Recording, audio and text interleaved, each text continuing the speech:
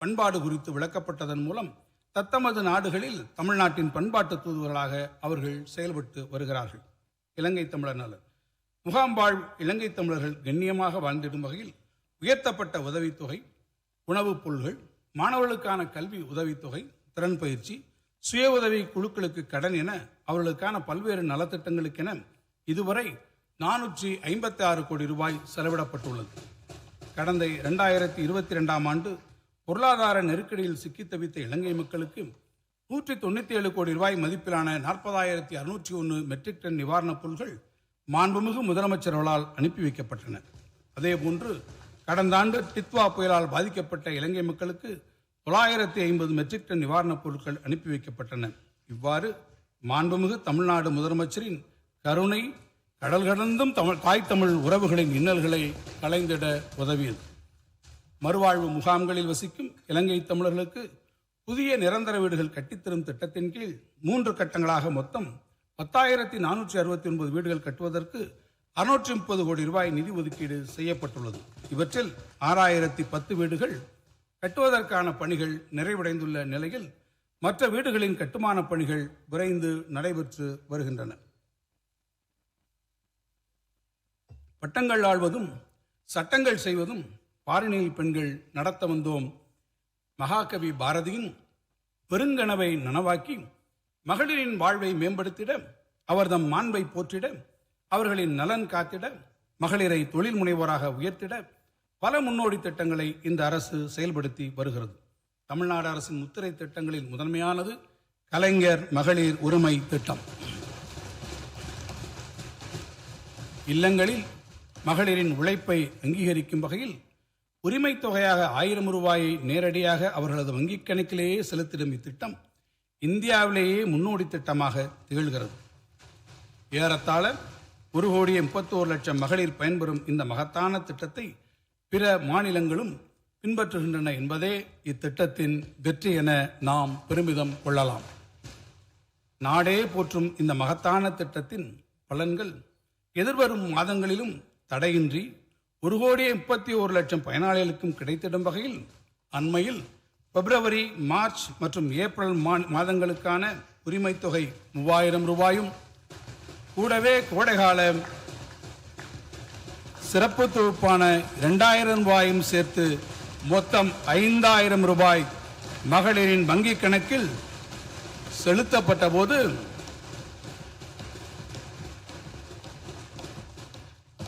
தமிழ்நாடே இன்ப அதிர்ச்சியில் உறைந்து போனது. கடந்த வெள்ளிக்கிழமையன்று வைகறை பொழுதில் கதிரவன் உதித்து தன் பயணத்தை தொடங்கிய அதே வேளையில் ஆரம்பித்து 3 மணி நேரத்திற்கு உள் 1,31,00,000 மகளிர் வங்கிக் கணக்கில் 5,000 ரூபாய் உரிமை தொகை வரவு வைத்தபோது இந்த நாடே திரும்பி பார்த்தது. மக்கள் மகிழ்ச்சி கடலில் திளைத்தனர். எதிர்காலத்தில் வரக்கூடிய தடைகளையும் நிகழ்நேரத்தில் கணித்து அவற்றையெல்லாம் தகர்த்து தன் குடிமக்களை காத்திடும் ஓர் உன்னத தலைவரை பெற்றது தமிழ்நாட்டின் நல்வாய்ப்பு. மகளிர் மனம் குளிர இல்லத்தரசிகளின் இதயங்கள் நிகழ்ச்சியில் நிறைந்திடும் வண்ணம் ஒரே நாளில் ஏறத்தாழ 6,500 கோடி ரூபாய் நிதியினை தமிழ்நாடெங்கும் ஏழை எளியவரின் கரங்களில் தவழச் செய்த எங்கள் முறை செய்து காப்பாற்றும் மன்னவனாகிய மாண்புமிகு தமிழ்நாடு முதலமைச்சர் அவர்களுக்கு கோடானு கோடி மங்கையரின் சார்பாகவும் இம்மாமன்ற உறுப்பினர் சார்பாகவும் என் நெஞ்சார்ந்த நன்றிகளை உரித்தாக்குகிறேன். மகளிரின் பயணச் செலவிற்கான சுமையை குறைத்திடவும், அவர்கள் தமிழ்நாட்டின் பொருளாதார வளர்ச்சியில் பங்கேற்கவும், அரசு பேருந்துகளில் கட்டணமில்லாமல் செல்ல வழிவகுக்கும் விடியல் பயணம் திட்டத்தின் மூலம் இதுவரை 881 கோடி முறை பாதுகாப்பான பயணங்களை மகளிர் மேற்கொண்டுள்ளனர். இதனால் சராசரியாக மாதம் ஒன்றுக்கு 888 ரூபாய் வரை சேமிப்பை நமது மகளிர் பெறுகிறார்கள். மகளிர் கல்வியை போற்றி பாதுகாத்திட, பள்ளிக் கல்வியிலிருந்து உயர்கல்வி வரை தொடர்ந்திட இவ்வரசு செயல்படுத்தியதே உயர்கல்விக்கு உதவிடும் புதுமை பெண் திட்டம். 6ஆம் வகுப்பு முதல் 12ஆம் வகுப்பு வரை அரசு உதவி வரும் பள்ளிகளில் பயின்ற மாணவியர் அவர்தம் உயர்கல்வி கற்றலை மாதந்தோறும் 1000 ரூபாய் வழங்கி ஊக்கப்படுத்தும் இத்திட்டத்தின் கீழ் இதுவரை 6,95,296 மாணவியர் பயன்பெற்றுள்ளனர்.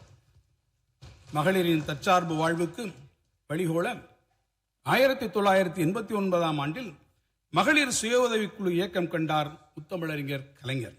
அவர் வழியில் நடைபோடும் இவ்வரசு அவ்வியக்கம் தழைத்தோங்கி செழித்திடும் வகையில் இதுவரை 6,23,529 சுய உதவி குழுக்கள் 1,41,718 கோடி ரூபாயை வங்கி கடனுதவியாக பெற்று பயனடைந்திட வழிவகை செய்துள்ளது.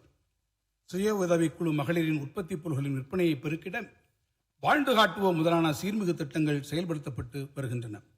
கிராமப்புற பகுதிகளில் பயின்று கல்வி பெற்று பணிவாய்ப்பின் பொருட்டு நகரங்களுக்கு வரும் மங்கையர் பாதுகாப்பாக தங்கிட நவீன வசதிகளுடன் கூடிய 19 தோழி விடுதிகள் உருவாக்கப்பட்டுள்ளன. கைம்பெண்களின் கண்ணியமான வாழ்வை உறுதி செய்திட கைம்பெண்கள் மற்றும் ஆதரவற்ற மகளிர் நல வாரியம் அமைக்கப்பட்டுள்ளது. மகளிர் நலன் காக்கும் இத்தகைய திட்டங்கள் நாடெங்கும் பெரும் பாராட்டினை பெற்றதுடன் பல்வேறு மாநிலங்கள் இவற்றை பின்பற்ற தொடங்கியிருப்பது குறிப்பிடத்தக்கது. மகப்பேறு மற்றும் பச்சிளம் குழந்தைகளின் இறப்பை குறைக்கும் நோக்கத்தோடு மாநிலத்தில் 130 அவசரகால மகப்பேறு மற்றும் குழந்தைகள் பராமரிப்பு மையங்கள் செயல்பட்டு வருகின்றன. கருவுற்ற தாய்மார்களையும் பச்சிளம் சிசுக்களையும் பாதுகாப்பதில் தமிழ்நாடு அரசு முன்னோடியாக செயல்படுகிறது. அரசு மருத்துவமனைகளில் நிகழ்ந்திடும் பாதுகாப்பான பிரசவங்களில் தேசிய அளவில் தமிழ்நாடு முதலிடத்தில் உள்ளது. அதனால் மகப்பேறு இறப்பு விகிதம் 1,00,000 மகப்பேருக்கு 35 என்ற அளவிலும், சிசு இறப்பு விகிதம் 1000 சிசுக்களுக்கு 12 என்ற அளவிலும் தேசிய சராசரியை விட மிக குறைவாகவே உள்ளது. 6 மாதம் வரை உள்ள குழந்தைகளின் ஊட்டச்சத்து குறைபாட்டினை களைய ஊட்டச்சத்தை உறுதி செய்யும் திட்டம் முன்னெடுக்கப்படுகிறது. மேலும் அவர்களின் ஊட்டச்சத்து குறைபாடை சரி செய்ய பாலூட்டும் தாய்மாருக்கு ஊட்டச்சத்து பெட்டகங்கள் வழங்கப்படுகின்றன. பணிபுரியும் மகளிர் தம் பாலகரை பணிவுடன் பராமரிக்க உதவிடும் வகையில் அவர்கள் பணிபுரியும் தொழில் பூங்காக்களிலேயே குழந்தைகள் காப்பங்கள் உருவாக்கப்பட்டுள்ளன. நெருக்கடி நேரங்களில் பெண்களின் இடுக்கண் களைந்து உடனடியாக உதவிட காவல் உதவி செயலி நடைமுறைக்கு வந்துள்ளது. ஆலயங்களில் ஆண் பெண் வேற்றுமை களைந்திடும் வகையில் அகிலமறிய ஆன்மீகத் துறையில் பெண்களுக்கும் வாய்ப்பு வழங்கும் வகையில் பெண் ஓதுவார் நியமனம் நமது அரசின் மகத்தான சாதனையாகும். தமிழ்நாட்டின் பொருளாதார வளர்ச்சியில் பெண்களின் பங்களிப்பை ஊக்குவிக்கவும் அவர்களுக்கு உரிய அதிகாரம் அளித்திடவும் தமிழ்நாடு பெண்கள் வேலைவாய்ப்பு மற்றும் பாதுகாப்பு திட்டம் TNBSAFE உலக வங்கியின் உதவியுடன் செயல்படுத்தப்பட்டு வருகிறது. பெண்கள் பெயரில் பதிவு செய்யப்படும் 10 லட்சம் ரூபாய் வரை மதிப்புள்ள வீடுகள், மனைகள் மற்றும் விவசாய நிலங்கள் உள்ளிட்ட அசையா சொத்துக்களுக்கு கடந்த ஏப்ரல் 2025 முதல் பதிவு கட்டணம் 1% குறைக்கப்பட்டு உள்ளது. இதன் மூலம் 3,71,705 நபர்கள் இதுவரை பயனடைந்துள்ளனர். மகளிரின் பாதுகாப்பிற்காகவும் அவர்கள் தன்னம்பிக்கையுடன் தலைநிமிர்ந்து வாழவும் தன்னிறையுடன் தனது வாழ்வை வடிவமைத்திடவும் இளஞ்சிவப்பு ஆட்டோ வழங்கும் திட்டத்தை தமிழ்நாடு அரசு செயல்படுத்தி வருகிறது. பணிபுரியும் பெண்களை கௌரவிப்பதன் மூலமும் அவர்களது தொழில்முறை வெற்றியை வளர்த்தெடுப்பதற்கான உத்தியுடன் கூடிய முன்முயற்சிகளை செயல்படுத்துவதன் மூலமும் நாடு முழுவதும் உள்ள தொழிற்சாலைகளில் பணிபுரியும் பெண்களில் 41% பேர் தமிழ்நாட்டின் தொழிற்சாலைகளில் பணிபுரியும் பெண்கள் என்ற பெருமையை நாம் அடைந்துள்ளோம் என்பது குறிப்பிடத்தக்கது. குழந்தைகள் நலன்.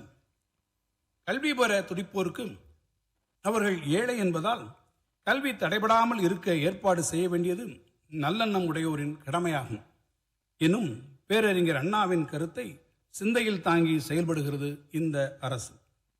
குடும்பச் சூழல் காரணமாக அதிகாலையில் பள்ளி குழந்தைகளுக்கு உணவிட இயலாத ஏழை எளிய தாய்மார்களின் துயரம் துடைத்து கனவுகள் நிரம்பிய நெஞ்சுடன் கல்விச்சாலையில் அடியெடுத்து வைக்கும் அவர்தம் குழந்தைகள் பசித்த வயிற்றுடன் பாடம் படிக்க வரும் நிலையினை மாற்றி பசி நீங்கி ஊட்டம் பெற்று உற்சாகத்துடன் பயின்றிட வகை செய்கிறது முதலமைச்சரின் காலை உணவு திட்டம்.